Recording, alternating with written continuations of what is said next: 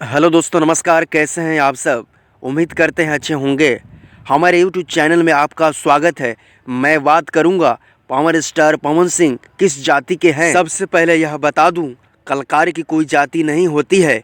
कलाकार के जाति सिर्फ और सिर्फ काला ही होता है। लेकिन यह बताना एक छोटी सी जानकारी है जो मनोरंजन के तौर पर लीजिएगा। पवन सिंह भोजपुरी इंडस्ट्री के एक धरोहर कलाकार हैं। पवन सिंह को भोजपुरी में पावर स्टार कहा जाता है। पवन सिंह एक नेक दिल वाला इंसान है जिन्होंने बहुत सारे गाने 100 मिलियन से ज़्यादा देने का कार्य किया है, जो आज भोजपुरी इंडस्ट्री में बज रहा है।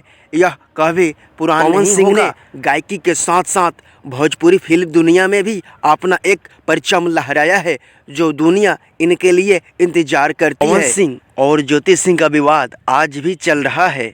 आप सभी को बता दूं, पवन सिंह का आज भी कोई वंश नहीं है। इसका इंतजार पूरी भोजपुरी समाज कर रही है। पवन सिंह राजपूत समाज से आते हैं, यानी क्षत्रिय समाज से आते हैं। ऐसे वीडियो देखने के लिए हमारे इस चैनल को सब्सक्राइब करें, साथ ही इस वीडियो को लाइक करें। धन्यवाद।